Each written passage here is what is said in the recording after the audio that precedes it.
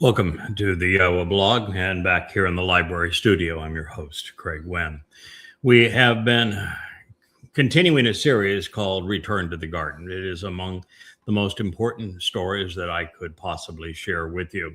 It goes back to a realization that the garden experience was almost 180 degrees different than it has been perceived all of these years, and that our path towards God and his interactions with us are also 180 degrees different than what the religious have proposed.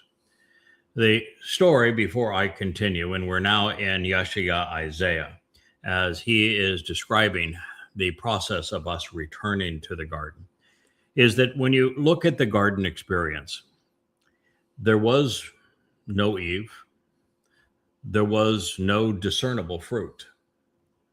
There were two trees that heretofore no one had properly identified, but we have. We have man being taken from all of the other animals that existed on earth and being given one unique difference, one added attribute that made this man potentially better than any other animal in terms of being a potential for companion with God. And that is that Adam was given a nasama, a conscience, in addition to what all other animals have as a consciousness, which is our nefesh soul. So a nasama in a difference to a nefesh soul. And then with that addition, then we were a less robust, smaller dimensionally version of God, man was. That's the image there, that with a nasama, with a conscience, then we were in the image of God. It's very much like a blueprint is to a building. You know, the blueprint is in two dimensions. The building is actually infinitely larger than the blueprint because it's in three dimensions. But in God's case, we're three-dimensional and he's seven-dimensional. So it's that infinite increase times an infinite increase times an infinite increase times an infinite increase, or an infinity to the fourth power, to go from the third to the seventh dimension. So this is already a different rendering of what you've heard than what has been presented previously. The single most important aspect of all of this is the proper understanding of what Gan represents. It's Gan Eden. Gan is a sheltered, covered, protected, concealed environment that is conducive to life, sheltered, protected environment that is conducive to life. This makes Gan Eden, the garden of great joy, a microcosm of our planet, of Earth. You see, Earth is unique in all of the known universe. Our galaxy is unique. It's in the center of a huge bubble, unaffected by all of the chaos that is happening in other galaxies, 2 trillion of them all around us. And we're in the perfect place in our galaxy to have access to the heavy elements so that mankind can be created from the dust of the earth, at least our bodies.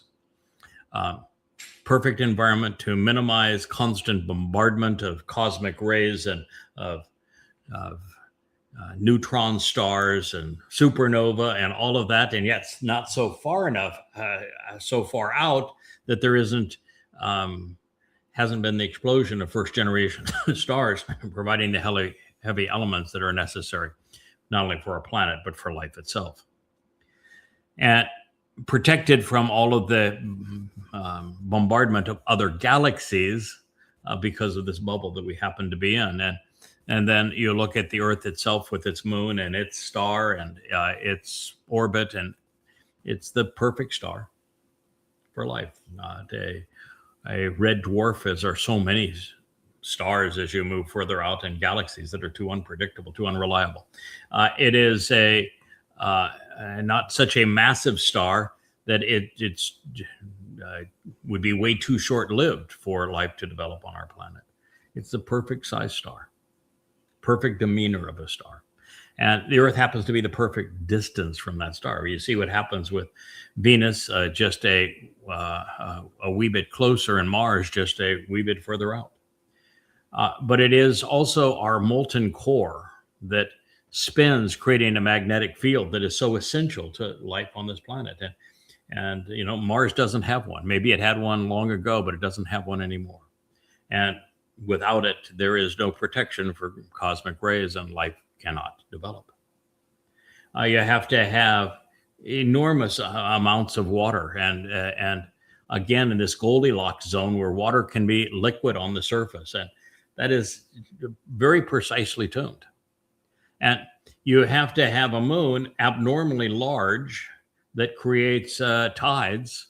Otherwise, life is impossible. You have to have tectonic plates that move the crust for life to be possible. You have to have a giant planet that's a gaseous giant that is the perfect distance actually outside of the orbit of the planet for it to absorb the shock of all of the crashing meteors and comets that would otherwise destroy life on the planet, like when this planet was hit 60 million years ago to end the reign of the dinosaurs.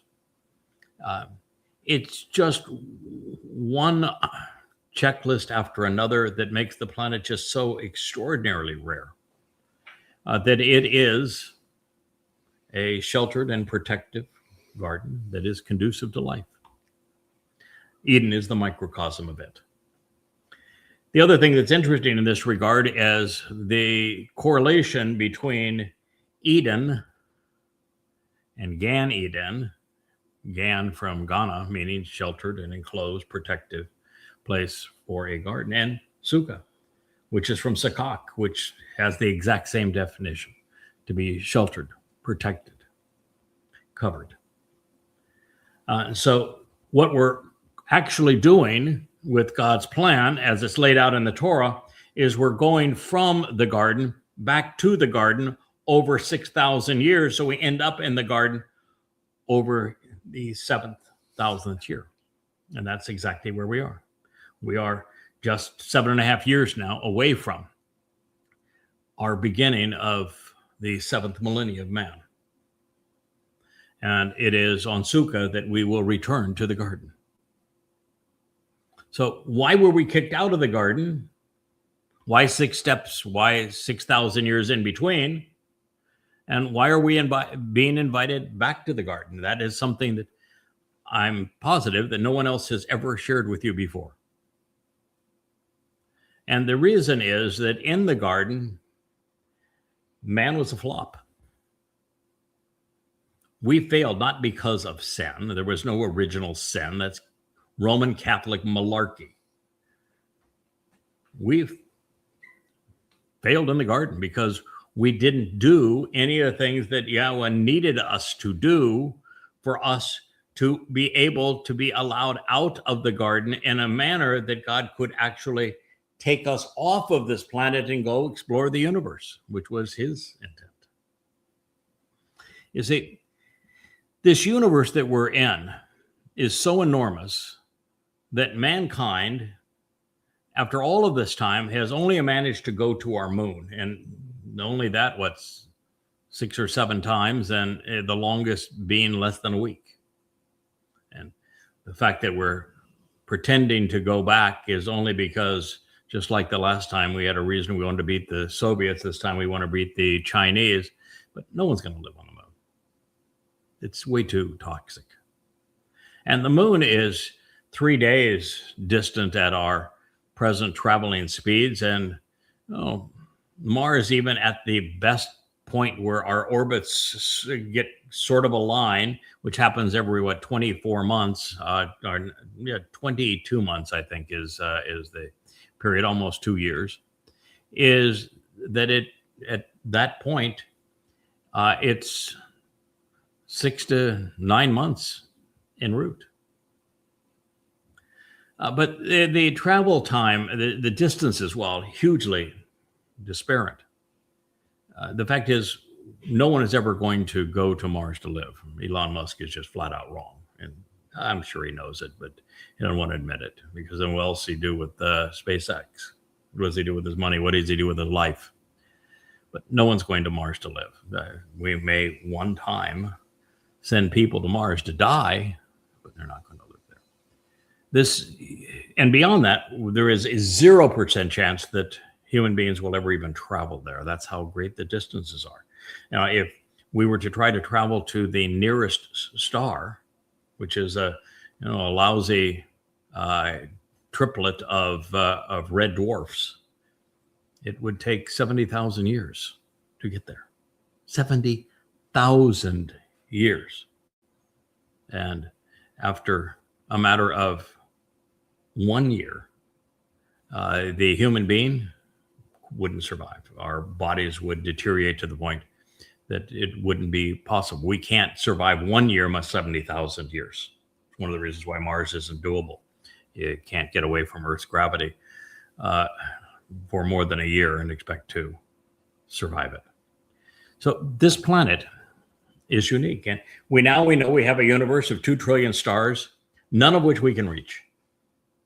And not 2 trillion stars, 2 trillion galaxies, each with a few 100 billion stars, each with hundreds of planets and moons. We can't get there to any of them. But God created it.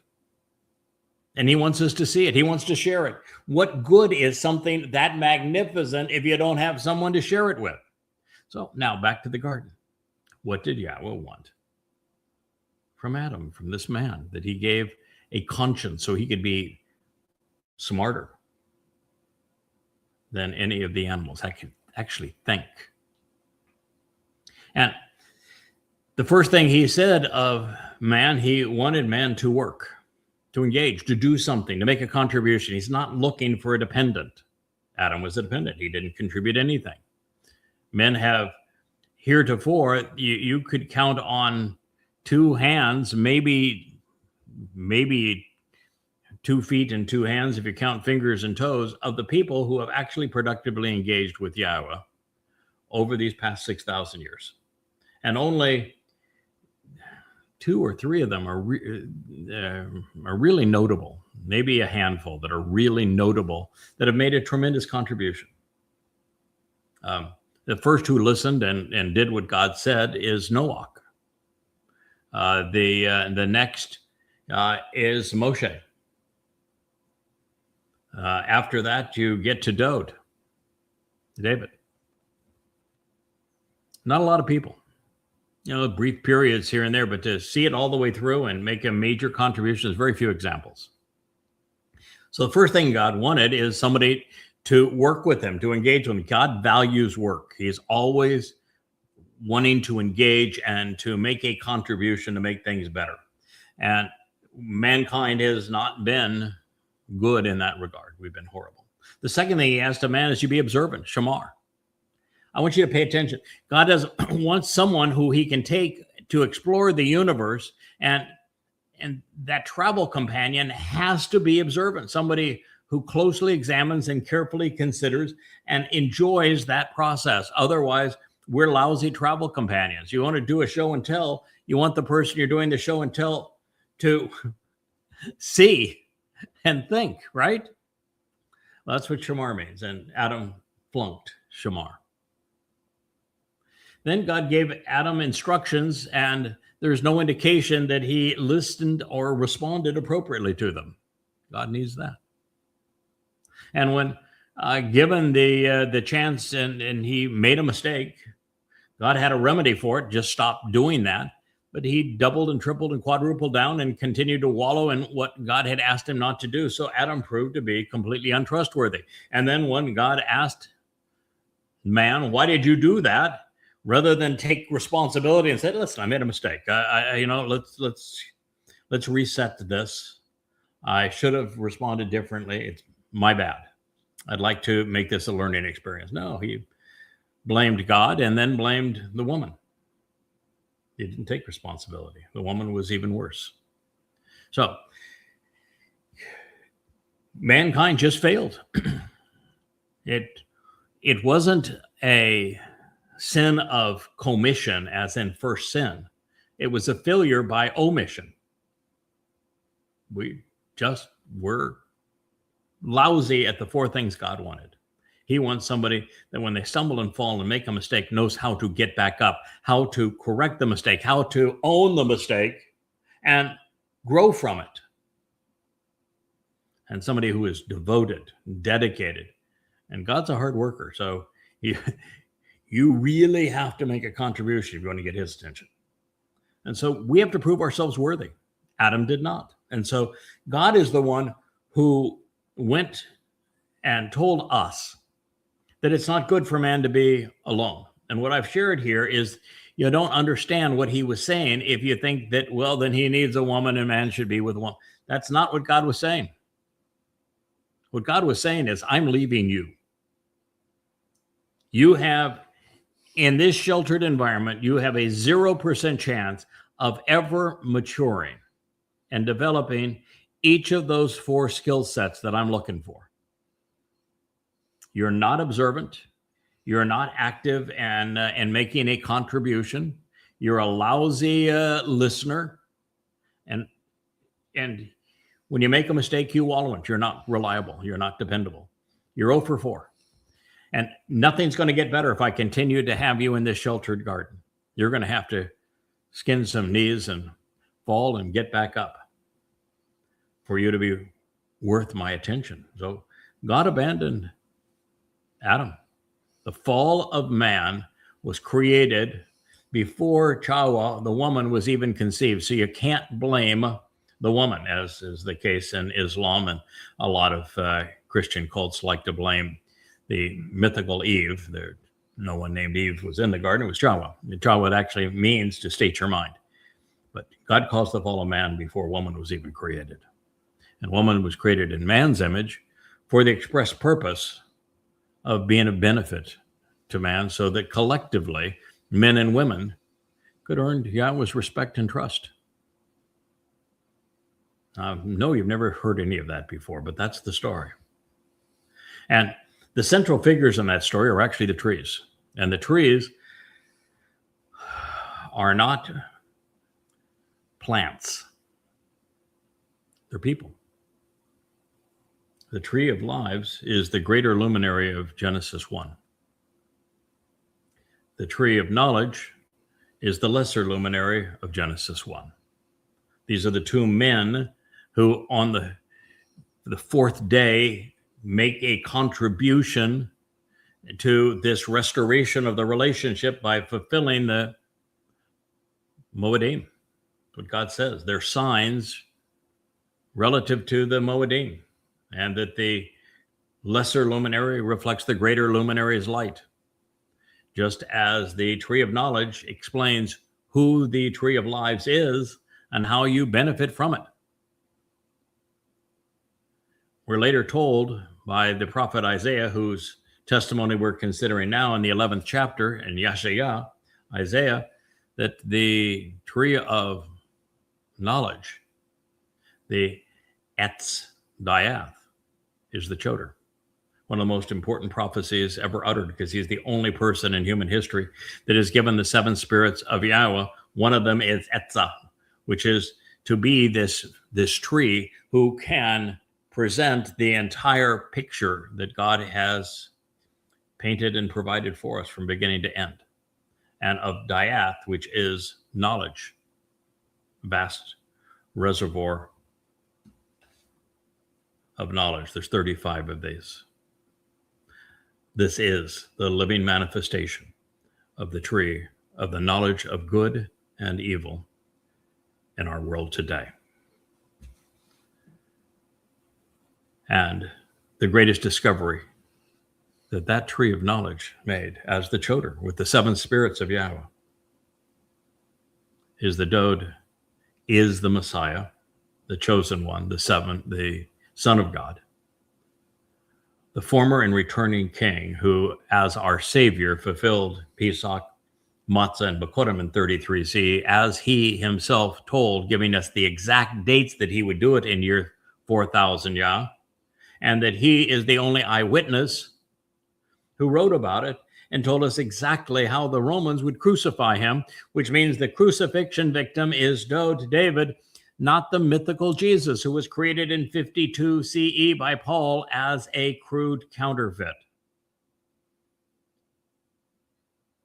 It's the greatest discovery in human history pursuant to developing a relationship with God, to being able to earn God's trust and to leave this planet in his company. These are all insights that from the Genesis 1 and Genesis 2 and then into Genesis 3 that I was able to deduce for you and share with you. But it doesn't end there, even though that would be magnificent. But now that we know why God caused the fall of man and ended the experiment in Gan Eden as this microcosm for the planet Earth, is that we didn't pass muster. We weren't interesting. We were not trustworthy. We were not engaged. We were not contributors. We were dependents, expecting entitlements. That didn't work. That's not what God's looking for. You see, if God takes us off of this planet, we call Earth, and he then enables us to travel as light energy, he has to increase our power and our capability by, at the very least, by the square of the speed of light, for us to shed our material bodies and to have our souls enveloped in light energy. And that is the only way that we can leave this planet and actually explore our galaxy, much less all of the other 2 trillion galaxies out there and the billions of solar systems within each of those. And for us to learn what we are now referring to as dark energy and dark matter, come to understand what they are, experience them, witness them, and then go internally at the same magnitude to appreciate quarks and leptons and protons and neutrons and electrons, and so that we understand how atoms are comprised and how molecules are comprised and the energy that holds them together, and how, in fact, energy and matter are the same thing, just different amounts of the same thing, E equals mc squared. For God to allow us to be emancipated from this planet, to be enriched and empowered by that degree so that our souls are enveloped in light energy, and makes it possible, therefore, for us to be lifted from 3D to 4 in time, to 5 and to 6, and ultimately into 7, which is God's environment. He has to trust us. If you are not trustworthy and reliable, you could really mess things up. You know, I don't think it's going to be possible for us to maneuver backwards in time, because too many bad things would happen. I think we may be able to witness it, but not interact with it backwards. But should somebody try to do so, they could destroy the whole universe. Black holes are dangerous. Neutron stars are dangerous. Everything out there will kill you unless you know what you're doing. I think God's going to allow us to conceive life, but we have to do so responsibly. And so he needs to have someone who will listen, and when we go off with him, who will pay attention and be an interesting explorer who can be relied upon. And this whole experience over this past 6,000 years is to show that that's possible. And the first time it was demonstrated possible was with Noah. He listened to God. He did what God had asked. He worked very hard at his craft, and he saved his family. And in so doing, the metaphors between the 8 of them, which I don't want to go into all the detail here because I have in previous shows, and why 8 of them is so meaningful to us, or why the rainbow was the sign at the end and it was the sign of the covenant is so meaningful to us, or why the people who were wiped out at that time were the Nephilim, which means to fall, those who fall. Talk about the fall of man. The stories are interrelated in this regard, or how the flood was started as God said, with an upwelling of deep sea water. It was the Berkel impact crater, if you want to know where it was, when it happened. And it caused this tsunami of water to rush up all the way through the Mesopotamia up into the Black Sea, which at that time was fresh water, turned to salt water. The water rose 500 feet, and then it blew out through the Bosphorus Straits, opening a sea lane from the Black Sea into the Mediterranean. That all happened just as God said it would, and that impact crater caused the 40 days of rain that followed. And so it happened exactly when, where, why God said it would. Marvelous story, but we need to know that Noach was the example. Noach even means guide. He was the guide that tells us it is possible to earn God's trust, to engage with him, to listen, to be observant, to pay attention. You got to know that he made a lot of mistakes trying to build that massive boat, but you don't hear him complaining. He got it done. And then, of course, you have Moshe. He didn't want to do this, but he did. He saw it through. Toughest job in the history of humanity, herding Jews throughout the wilderness for 40 years when they were so obnoxious, but he did it.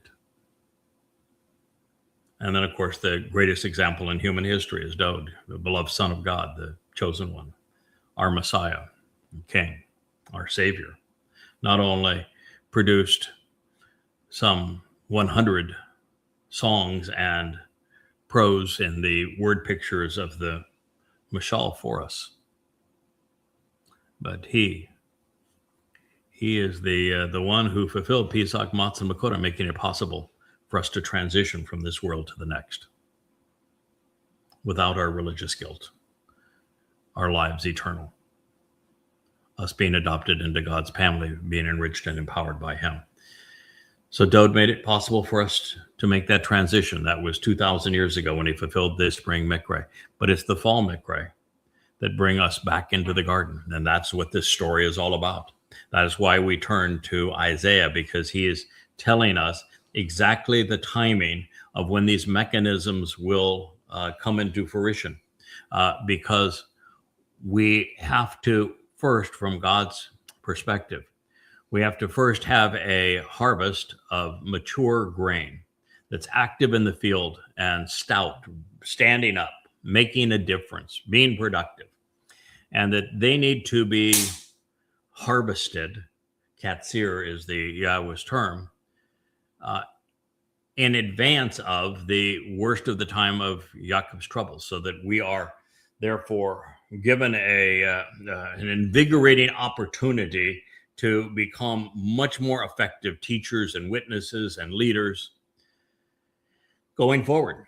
And so we're being called out of the world, not to go on vacation, but to go into intensive learning, if you will, and preparation for the job that will be ours going forward. And then come Towrah, it's the greatest show on earth. Everything pivots one way or the other. That's the fulcrum of life on this planet. Those who have listened to the two witnesses and who show the right attitude and aptitude to be purged of the religious and political guilt will benefit from the sacrifice of the Adam Parah, with Eliah being the master of ceremonies, God himself lighting the flames, releasing torrents of water from underneath the Temple Mount to cleanse this mortal remnant of the religious guilt. And as a result of that, God's going to have brought in all of the people that he views could benefit from this into Jerusalem. Everybody else going to be exterminated. Because we're returning to the garden. You can't have conspiratorialists, anti-Semites, religious people, political people, militant people. You can't have any of them. They all have to be expunged. They'll all be gone. And then God's immediately terraforming the earth from its tragic condition that it will be in 7.5 years from now, back into the conditions that were experienced in Eden, the entire planet. And Dod and Yahweh will return king and God on Yom Kippurim in 2033, October 2nd.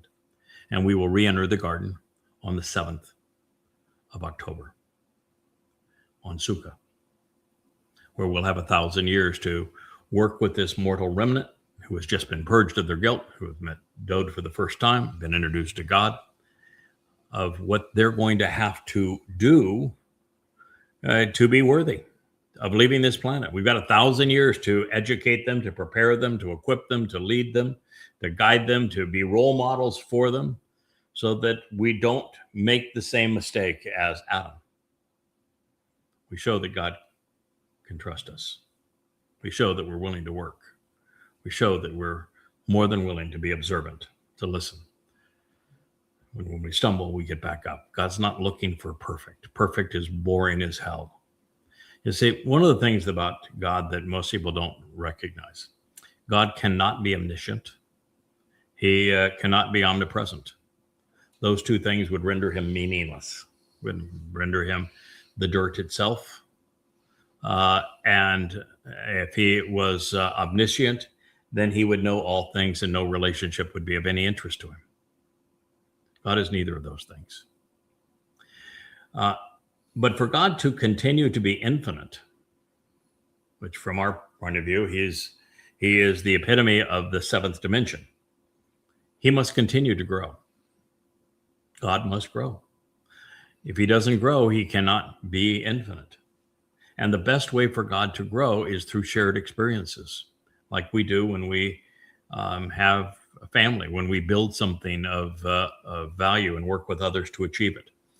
And it is by those shared experiences and shared endeavors that God's going to grow. And our job is to assemble a properly prepared and equipped group of humans to make that possible, so that God's eternity is as enjoyable and productive as will be those who are selected for it.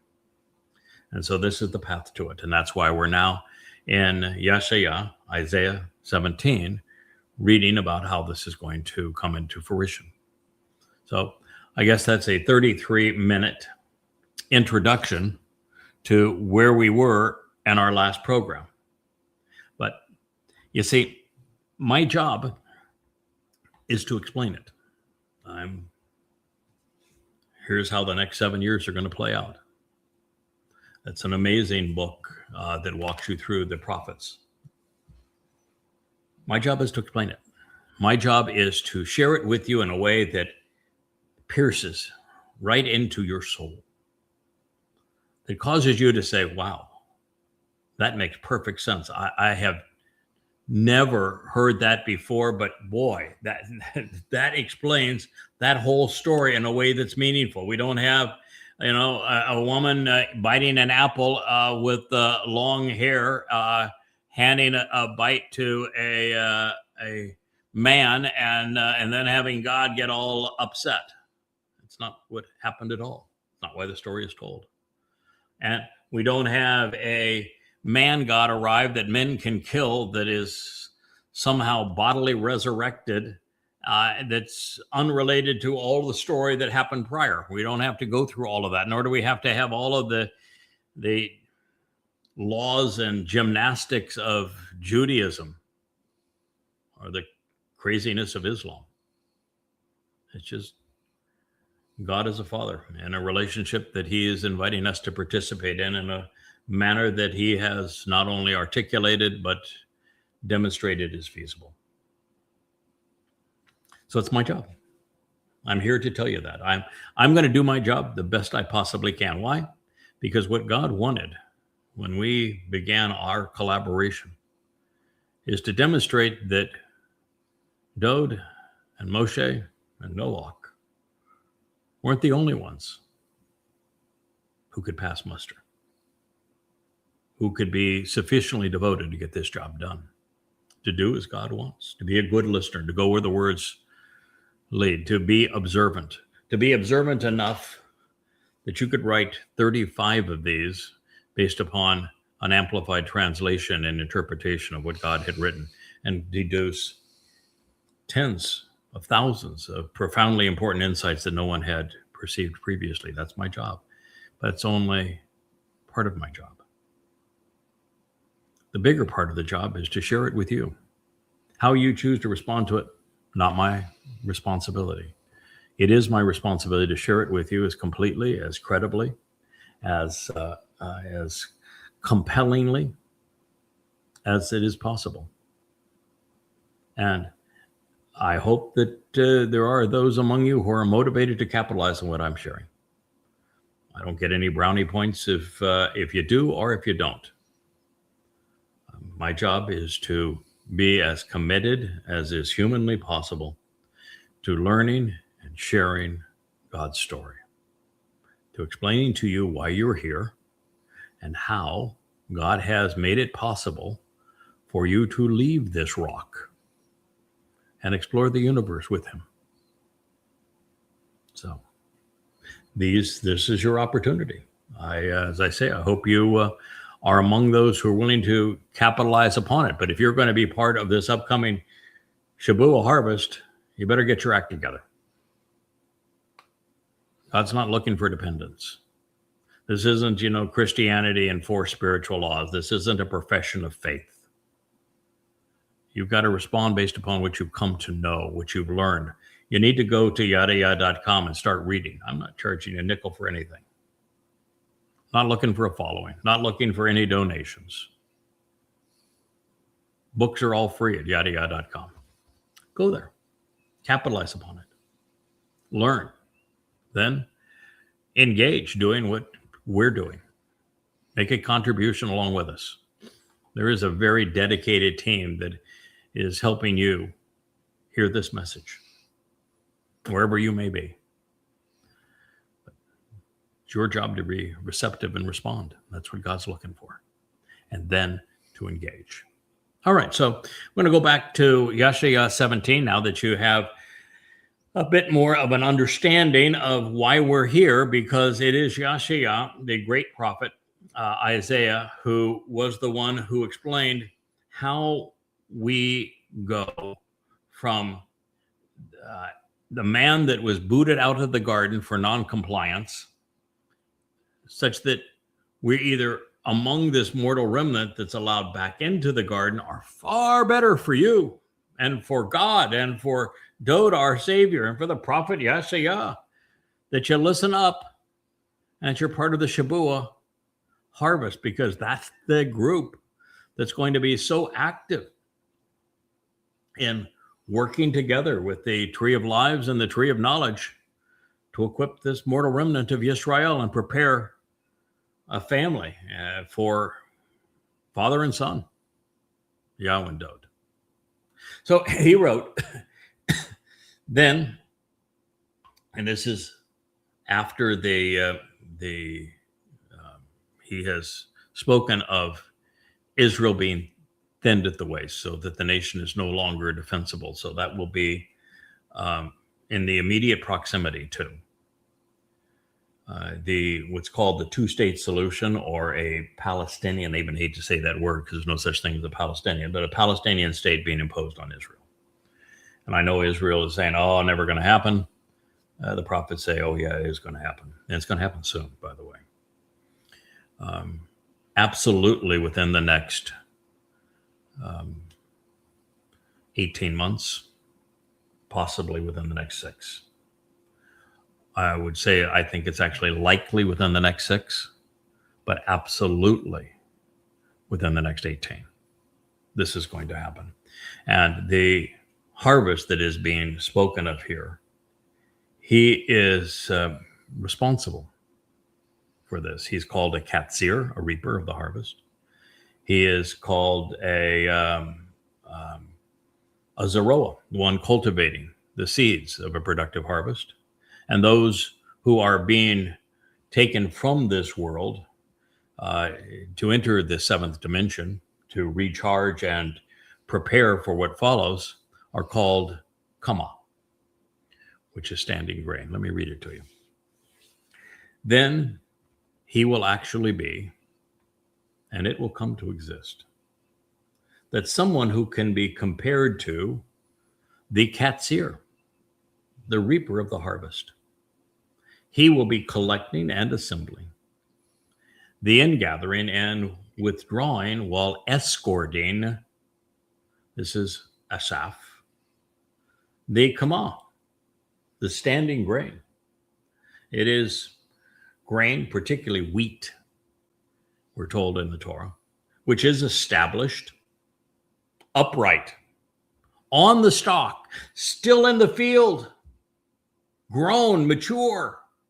And it's from Qum. Qum means to rise, to be empowered, to persist, to be established, to fulfill your purpose, and to confirm the truth. It's very, very good to be Qamah.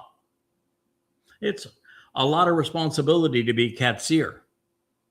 But when you're harvesting Qamah, you're with the best of all possible people. Then it says, and this Zeroah, so the Katsir, the reaper of this harvest, is a Zeroah. It's a title. He is the one cultivating the seed sown for this harvest to be especially fruitful and productive. It's from the Hebrew verb zara, which has the same meaning. He is presented as the strong arm of God at this point, the influence that God has in planting and cultivating these seeds. It says he will reap the harvest. The Zeroah, who is the Katsir, is going to reap this harvest of the Qamah, the standing grain, from the field, with unfolding implications, even as time is now short and during an anguishing period. Only have 7 years left. From the garden to the garden, 6,000 years. You got 7 years and a few months left. I would say that's on the short end of time, wouldn't you? And we're already knowing, we're experiencing how anguishing this period is for Jews. More anti-Semitism, more attacks on Jews than any time in human history. And the prophets say that it's going to get so bad that 2 out of every 3 Jews are going to die.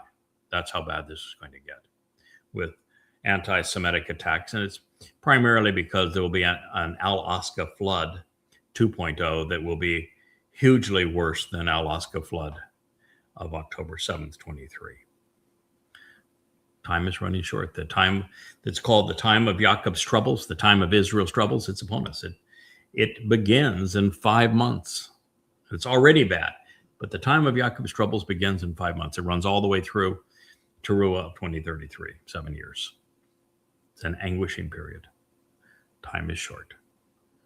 It is the Zeroah's and the Katsir's job to reap this harvest of Qamah, of the standing grain from the field, with unfolding implications as time is cut short.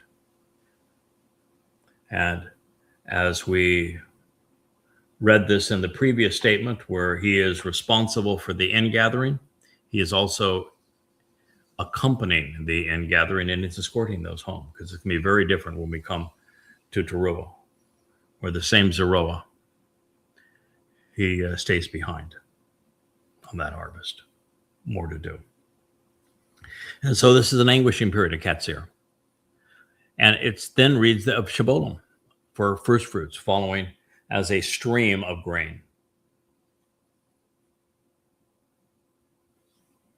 In addition, then, he will actually be such that it will come to exist. That this someone who is comparable to a Laqat.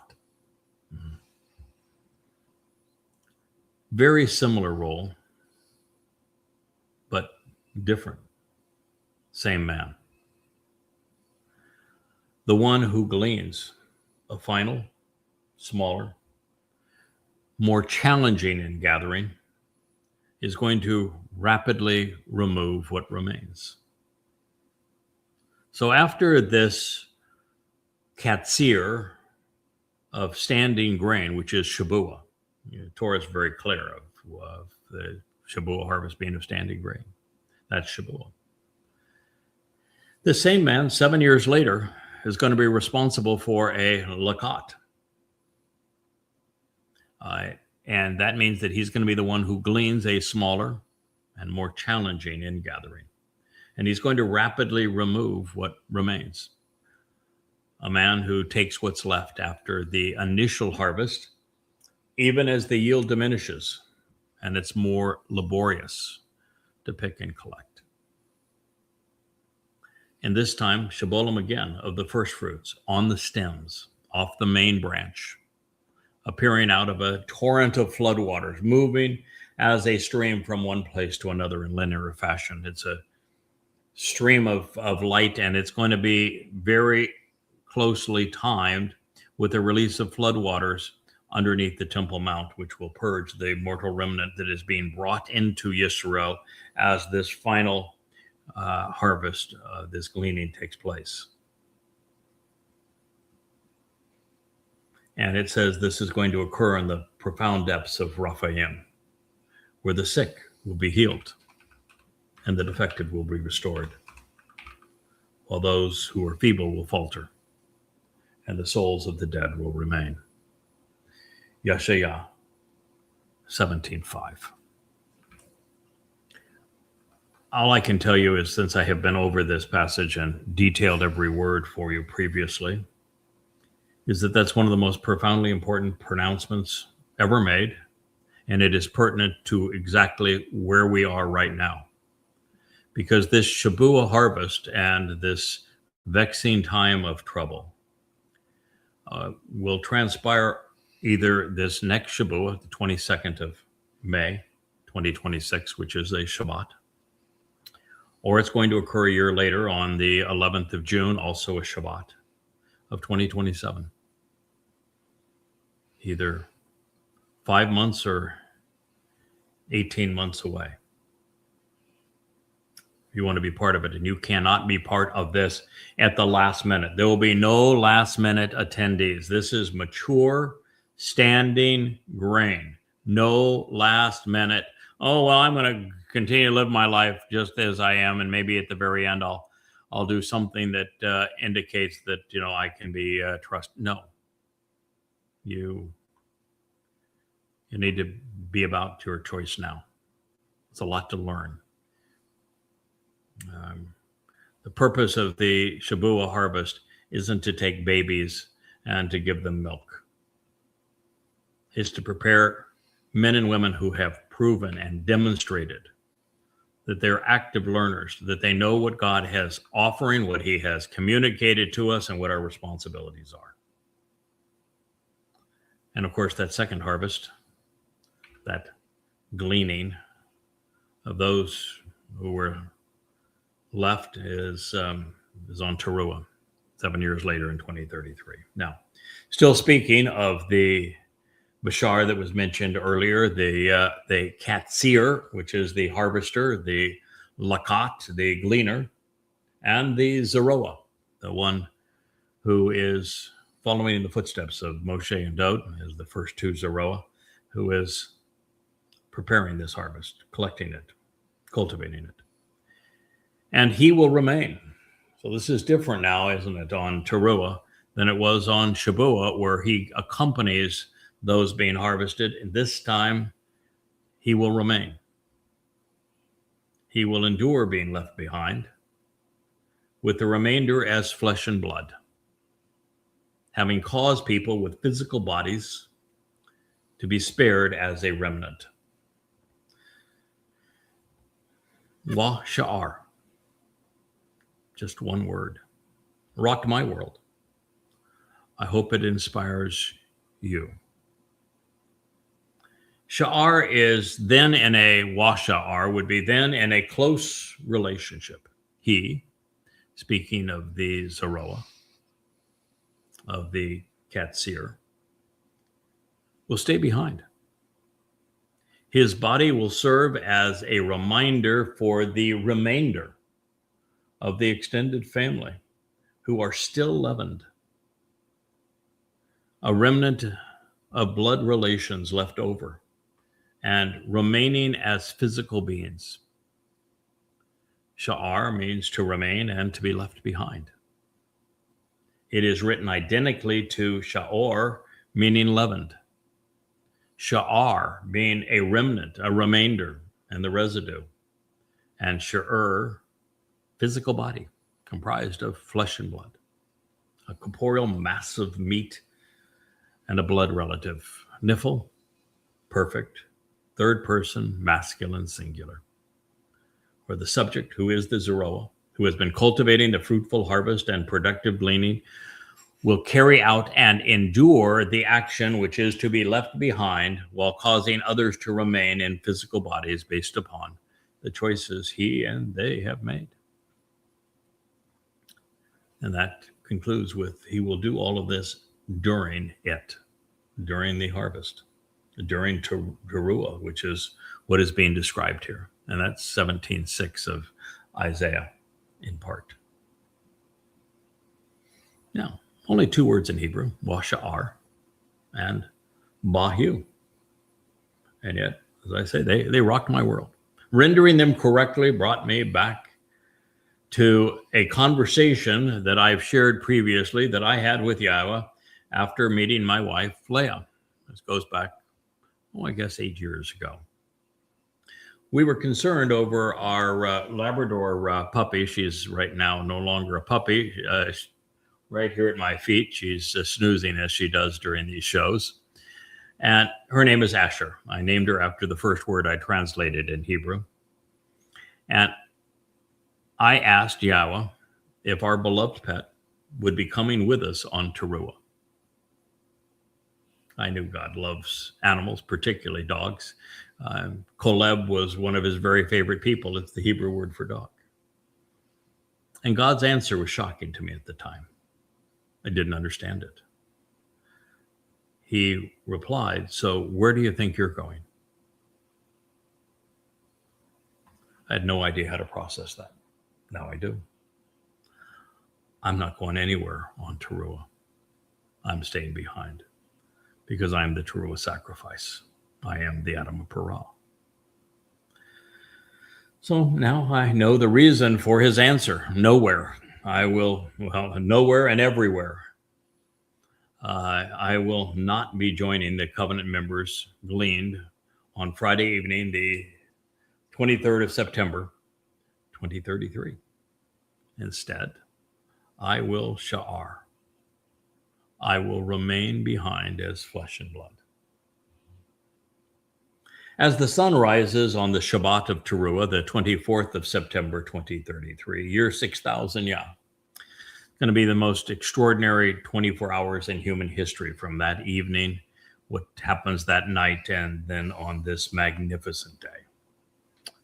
I will continue to serve those left behind, the very people I've had the honor to spare and protect during the gleaning so that they're available for the great purge late this morning. On the day of the herald, the Bashar body of the Bashar herald will be sacrificed as the Adam of Parah, this bloody red man of the earth who is a fruitful and productive bull, preparing the mortal remnant of Yisrael for Dod's return on Kippurim with Yahowah and for the reentry to the garden on Sukkah. The Katsir and the Zeroah will not accompany the ingathering, nor will Eliah, who is the other witness at this time, along with Yada. This, as I have mentioned, will be the greatest show on earth. And we both have roles to perform. As the final gleaning is underway, our job this night will be to gain the attention and then protect every remaining Yisraelite in Jerusalem with the potential to be purged of religious residue.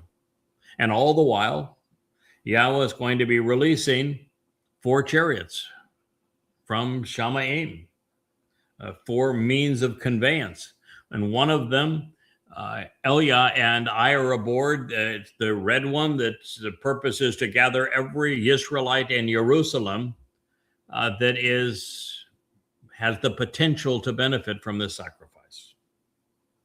They're not overtly religious or political, certainly not conspiratorial or anti-Semitic. All the while, the other three will be going about their business all around the world that night. The black chariot's the one you don't want to be on, but if you're dressed in black as a religious Jew, you're in trouble because your souls will be taken and all the way into incarceration and Sheol. There is then the white chariot. Pretty cool to be on that one. That means that you are a Yehud from somewhere on earth. God's named the places that he's going to bring you home. That means that you have been determined to have the disposition, attitude, aptitude, such that there is the potential for you to benefit from this sacrifice of the Adamah Parah and witness Dod's return and enter Eden. So that potential is extraordinarily important, and I hope that you're among those who will have that opportunity. And then there is the dappled conveyance, and it's to accumulate Goyim, Gentiles, who are not overtly religious, overtly political, overtly conspiratorial, not anti-Semitic, who have, again, aptitudes and attitudes that are conducive to the work that will be done in our return to Gan Eden. And they will be brought also. And then, well, from that point on, things get really, really interesting. So as we gather everyone who might benefit from the cure, we will be continuing to communicate to everyone gathered in Jerusalem. It's going to be an extraordinary time. We want to talk God's people out of harm's way until morning.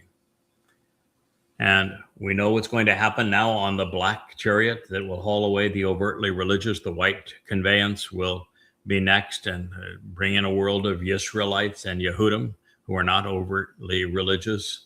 And they will be brought into Jerusalem, which is now being protected, and soon they'll be purged and prepared by the bull sacrifice later this morning. And finally, the dappled chariot will search the planet to find and gather Goyim who will serve in the garden, Kamsuka. Now, once these spiritual vehicles have concluded their mission, Yahweh will scorch the earth, incinerating all traces of religion and the religious, militants, militaries, the overtly political, and the conspiratorial. They'll all go. Once that is complete, he will transform the earth such that it resembles the condition in Eden. These transformational events will be ongoing during the Shabbat of Towrah as Elia summons the corporeal manifestation of Hasatan and his minions to slay the Adamah Parah, this bloody red man of the earth who is this productive bull.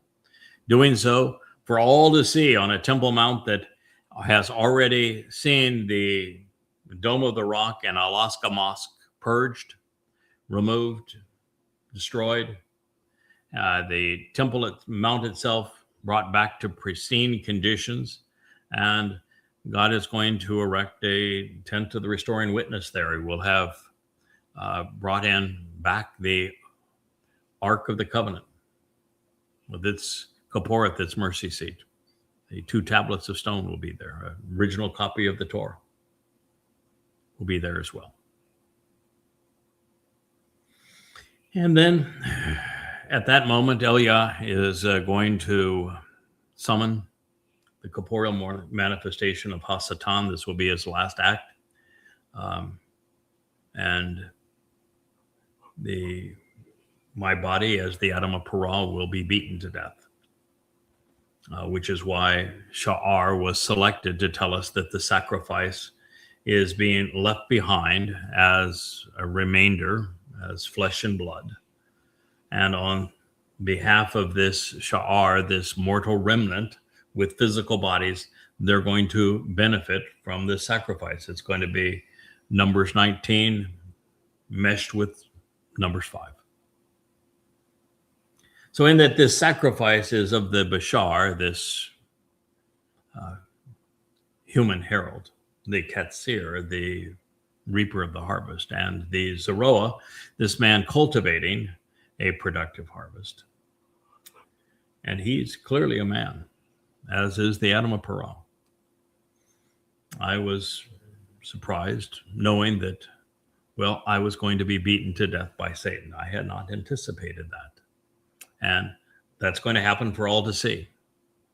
And then when I saw the prophet use Parah, productive bull, in the very next sentence in association with the Yehudim and Israelites being left behind and protected by this Zeroah, the magnitude of the moment became pregnant.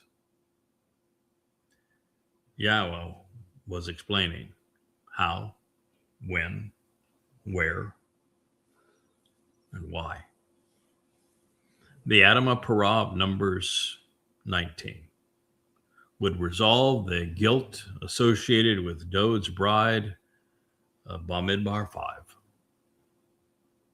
The whole picture comes together. That is our future. So do you wish to participate?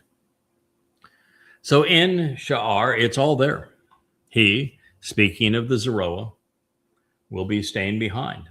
He will remain, enduring being left behind with the remainder as flesh and blood, for having caused people with physical bodies to be spared as a remnant. He is engaged in a close relationship, serving as a reminder for the remainder of the extended family who are still leavened as physical beings. And in the Nifl perfect, third person, masculine singular, this means that this Zeroah, who has been cultivating the fruitful harvest and productive gleaning, is going to carry out and endure this whole process of those who are left behind and being left behind, while causing others to remain in physical bodies based upon the choices he and they have made.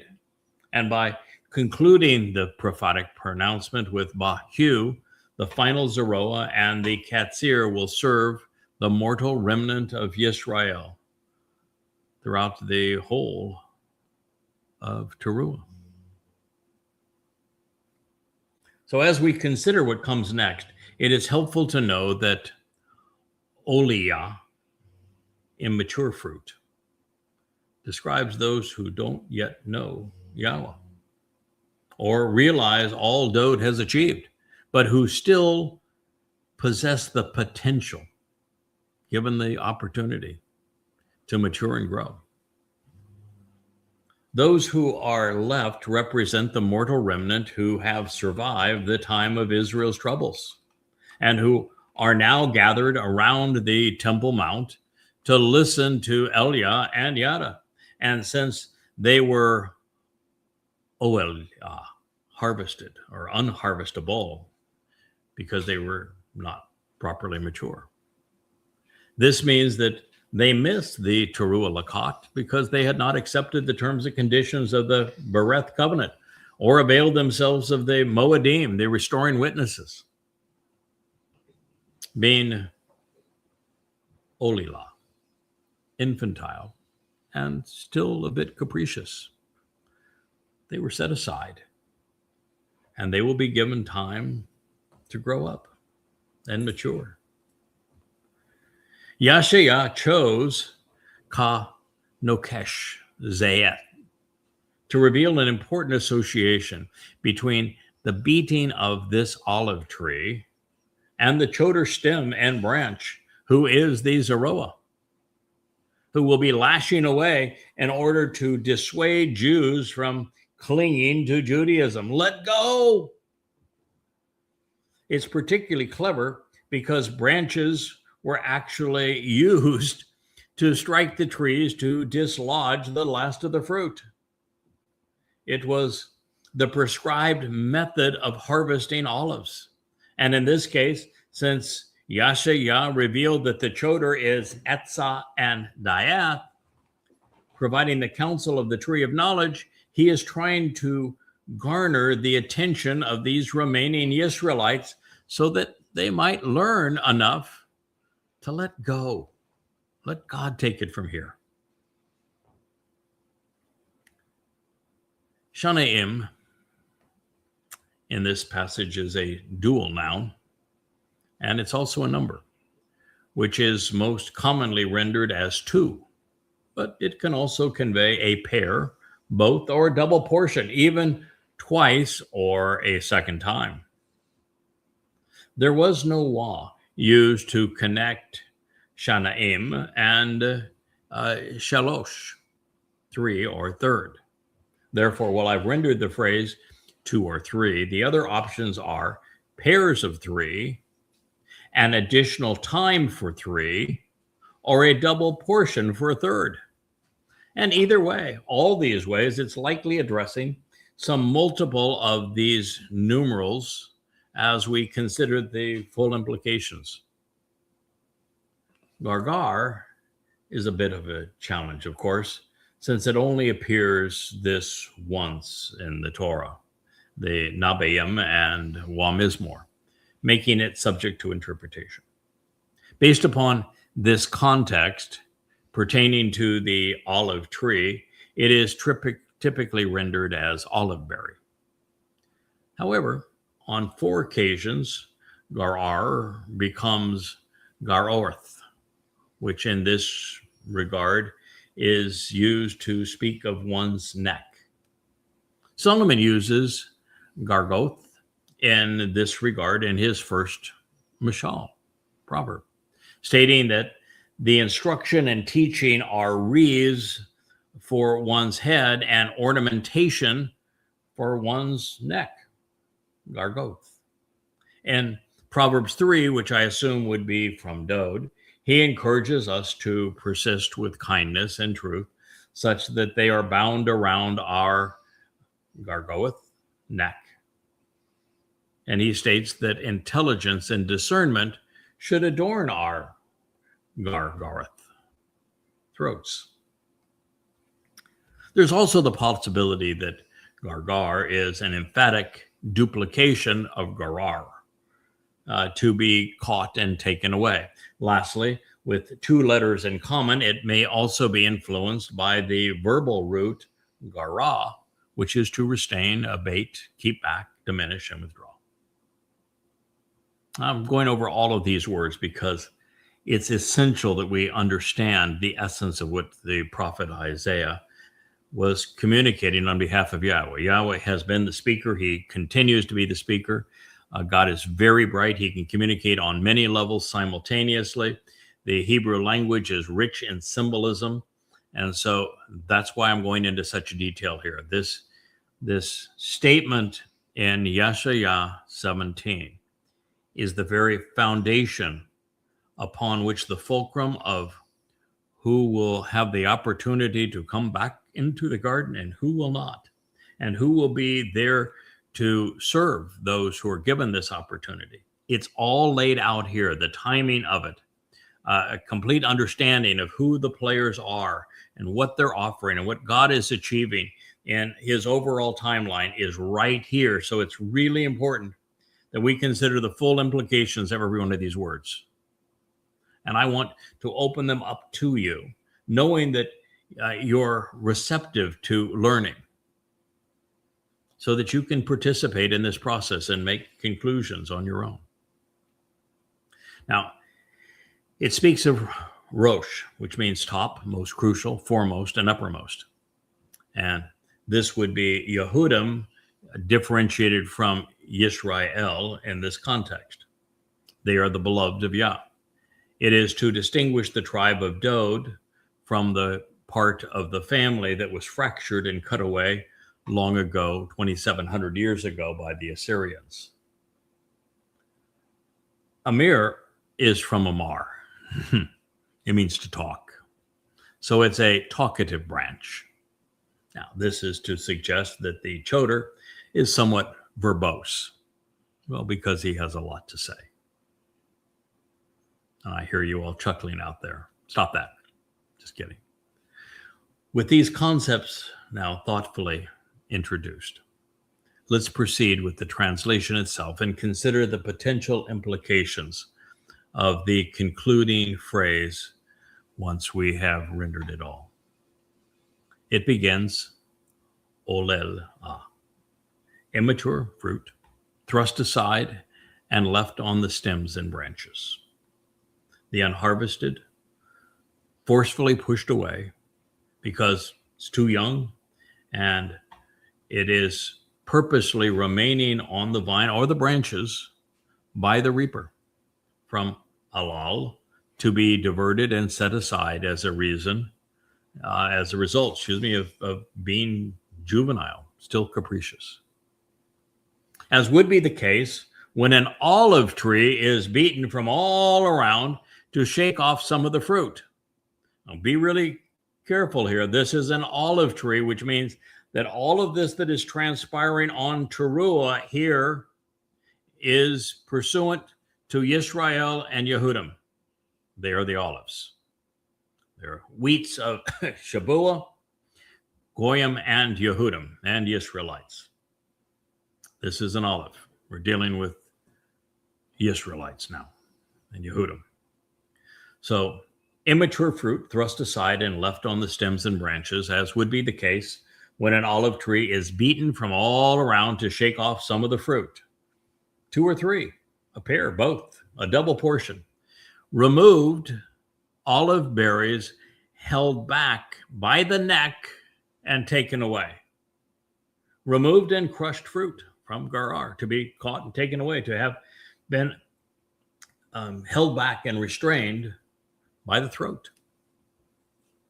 And the top, most crucial, and foremost, the uppermost, choicest, vocal branch who speaks, promises, and relates, Amir, the highest stem from the summit, from Amar, to speak and relate, symbolic of both Dode and also of his choder, and they have a lot to say. 4 or 5, Arba, Shemesh, in the clefts of his crag, from his branches which have been broken off, in crevices, fissures, and cracks, in a crag from secondary branches which were lopped off and separated from the trunk of the tree. Of the parah, the fruitful and productive bull, the one cultivating and flourishing an abundant harvest on behalf of future generations. All of this is in Yahweh's voice because it is Neam Yahweh, prophetically declares Yahweh, God of Yasha'yah, individuals who engage and endure with the Almighty. Yahweh delivers Isaiah 17:6. Now, we've already drawn this program to the hour and 15-minute timeline. And I've done a lot to introduce this, and then I've read it to you.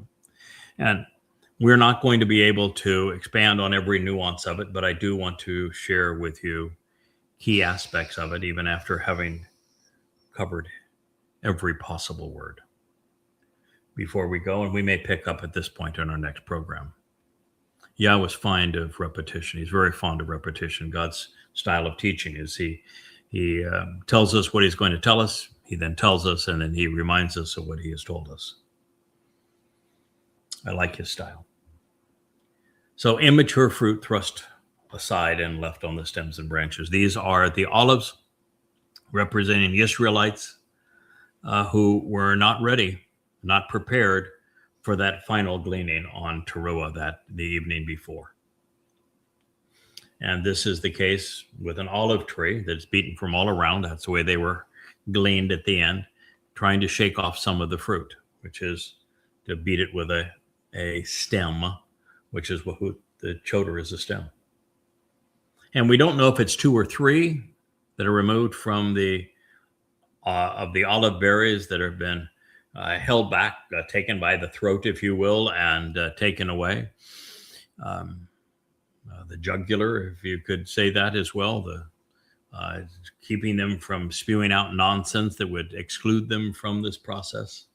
Or this is just a second time of where a third are gleaned? All those are possible. But these olive berries are going to be in this position at this moment. This is Israelites and Jews. And you'll find them, this initial group, in the top, critical, crucial, and foremost of this very vocal branch. And that is because we're speaking of Yehudim as opposed to those who are cut away, that would be Israelites. It says 4:5. In the clefts of his crag.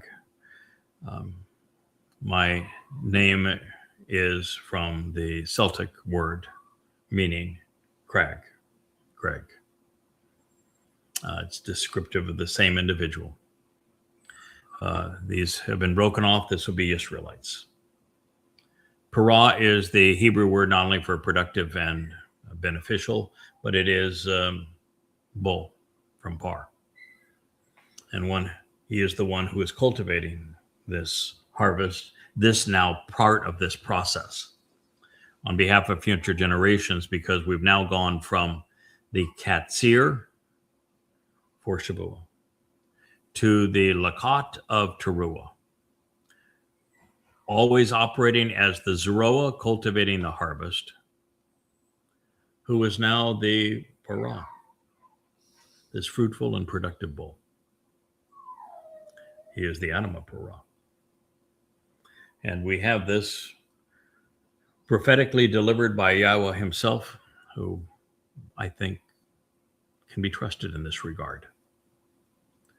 So during the evening of September 23rd, 2033, after the Teruah gleaning, there will be an Olah, a time whereby Yehudim and Israelites still clinging to the tree will be shaken and taken aside and then protected. And while I initially perceived that these olives represented those heaven-bound in the sunset Laqat the evening before, I now see them as the mortal remnant that's left behind. But either way, there will be a multiple of 7, 2 plus 3 and 4 plus 5, of 7, Yehudim and Israelites, souls preserved, whether that be 70, 700, 7,000, or 70,000. Again, it doesn't matter, because it is quality over quantity. We're being entrusted with so much. Therefore, in addition to whatever number of olives gleaned, there will be others set aside and left on the branches, and they will not be part of the Laqat, but will be available to be purged of their residual guilt. And since this was prefaced by Sha'ar, we know that they will remain in physical bodies, while the Zeroah will be reduced to flesh and blood as the sun rises and the full light of Teruah becomes evident. Sound the shofar. But more on this in a moment. Now, continuing to probe the full implications of every word, Arba is 4, fourfold, or fourth, square, or 25%. And Shemesh is 5, fivefold, fifth, 20%, or in some cases, even stomach. Therefore, this could be a multiplier of 4, 5, 20%, or 25%, or an indication that this represents a fourth and fifth iteration of this process. My initial inclination is to affirm that 2 plus 5 equals 7 and 3 plus 4 equals 7, suggesting that there will be a multiple of 7, 70, 700, or 7,000 purged on Teruah, with Yehudim being outnumbered by Israelites. And that would be by approximately 2 to 1. Yet another possibility with these numbers is that Yehudim will benefit the most from the Moedim and 3, Matzah and the 3, which is the Moedim 2 and 3, which are Matzah and Bekudim, while Israelites will capitalize upon Mikra 4 and 5. So Mikra 2 and 3, Matz and Makotim, you're purged of your religious guilt to become children of God. Why Israelites will capitalize upon Mikra 4 and 5, which are Shabuah and Teruah, as they were found having after they had been lost. By Sha'if, Hugh denotes Israelites as opposed to Yehudim. They were Sharif, lopped off and cut away 2,700 years ago, but are now found in the Sha'if clefts of the rocks by the Sha'if crag, who is now the secondary branch of the tree. Therefore, Ba Sha'if suggests that the Israelites are being given a second chance to be grafted back into the tree of lives via secondary stem, i.e., this case, the choder through the tree of knowledge. Now, in this light, and as previously noted, Amir is a play on words. Yahweh through Yasha'yah is affirming the obvious. Yada is loquacious. He is talkative, a bit boisterous. But he is also a crag with the cracks and crevices to show his age and the battle scars earned along the way. And while we have known that the Zeroah is fruitful as a result of the actionable root of this title being Zerah, sowing seeds, this is the first time that the one cultivating the Moedim as the Katsir has been identified as a Parah, productive bull. And of that, there are some extraordinary implications, which is why we are here in our return to the garden en route to Numbers 19 and the sacrifice of the Adamah Parah. Now, since Yahweh called his final Zeroah an Amir, talkative stick, it is germane to this conversation to reveal that Par Bull was written Perosh. These letters are found among the six in the Hebrew, the final six, I should say, in the Hebrew alphabet. And they mean that this come lately will be a man known for his head and his mouth. Yahweh's Par listens, observes, thinks, and then speaks.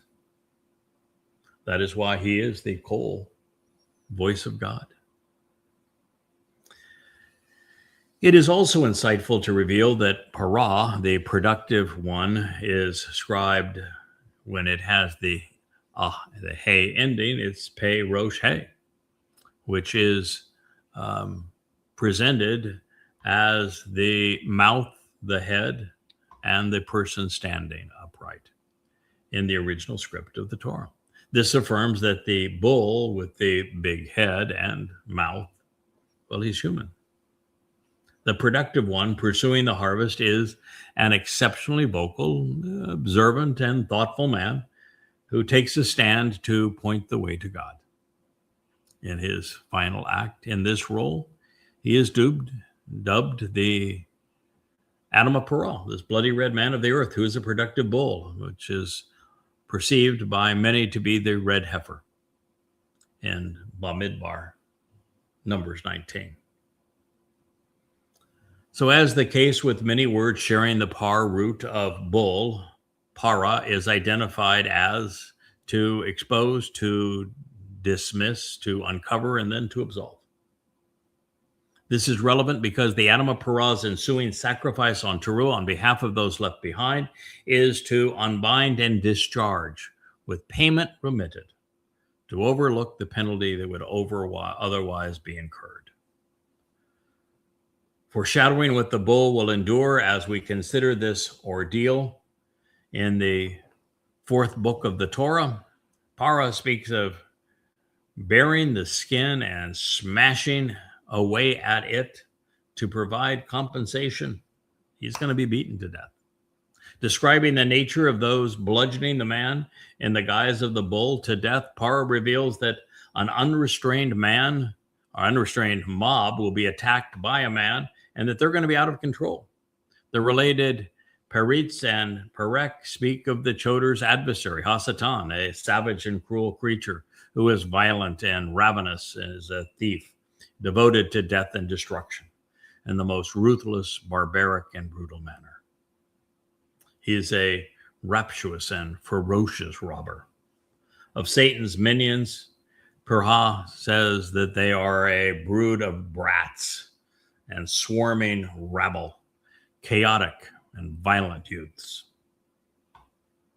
Then addressing the Perah's positive traits, Perah is used to describe a shoot or stem like the Choder, which bears fruit, like the tree of knowledge, and of a leader who provides freedom.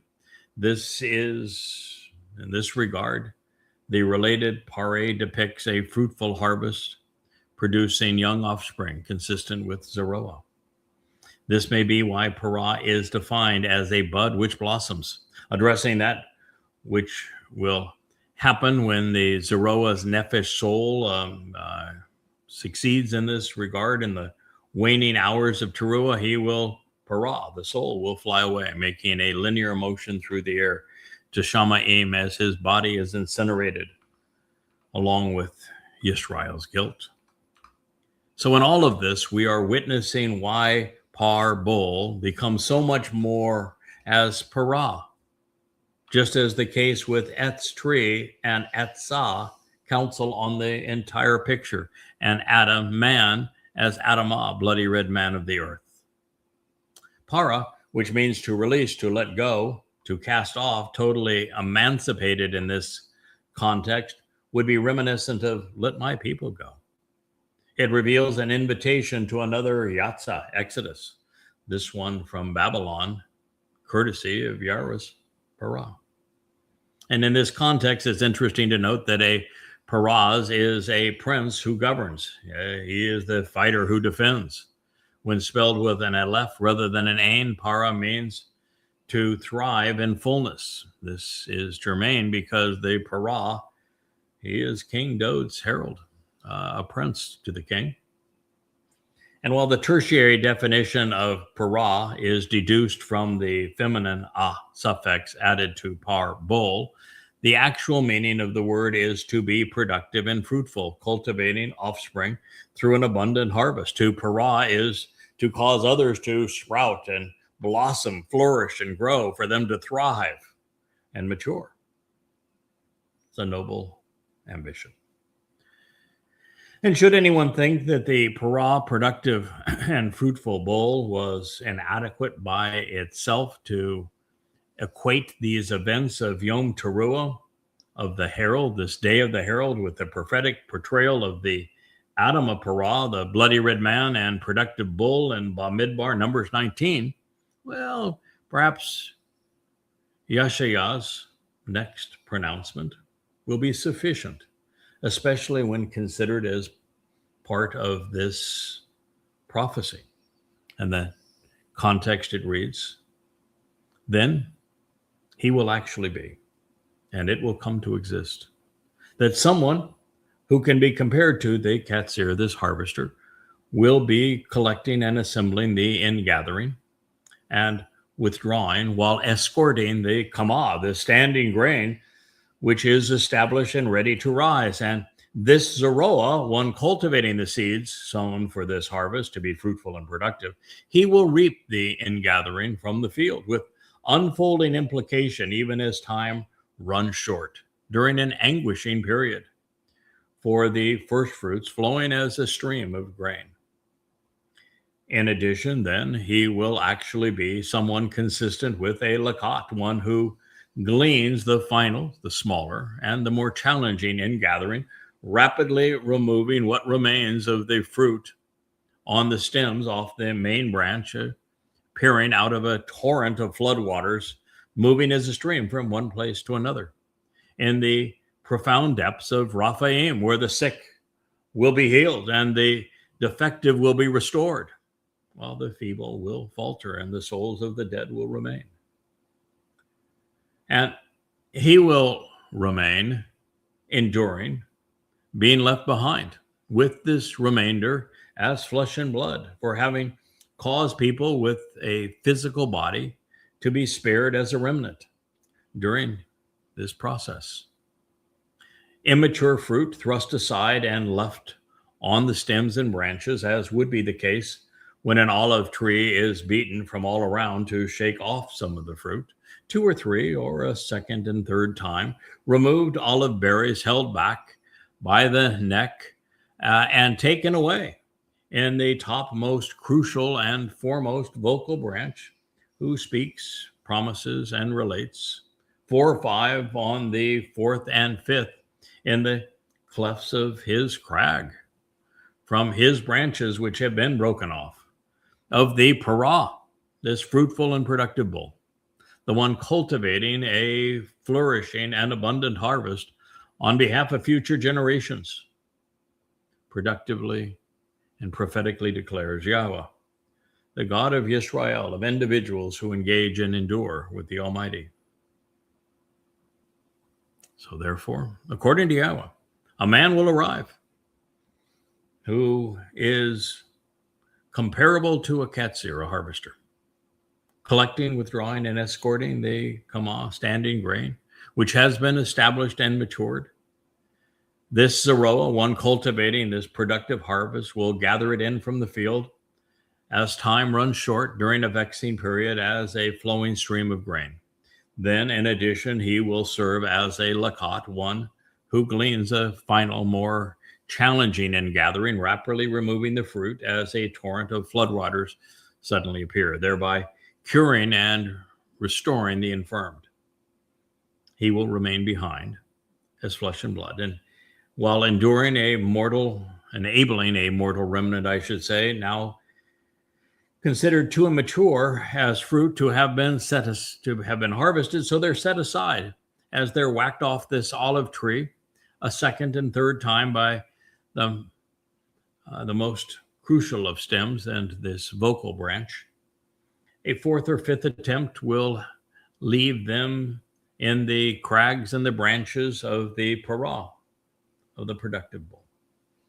And then we learn that the kasir, the Laqat, the Zeroah, and the parah is a particularly observant man, focused upon Yahweh, who is the one delivering this result.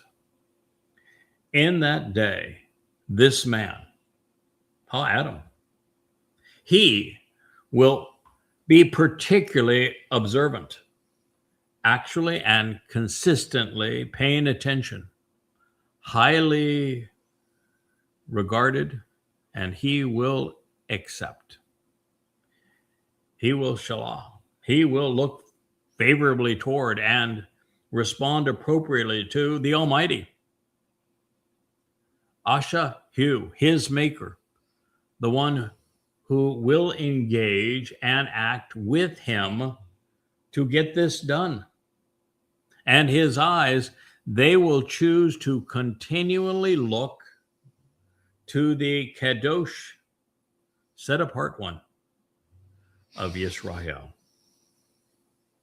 Well, I'm going to leave you with that, because we're going to return to this when we resume from our library studio, because that too is profound. We have been given such marvelous instruction by God of exactly what we're going to expect going forward, and we've unveiled it so that you can capitalize upon it. And that is why we deliver the YAHOWAH vlog. Good night.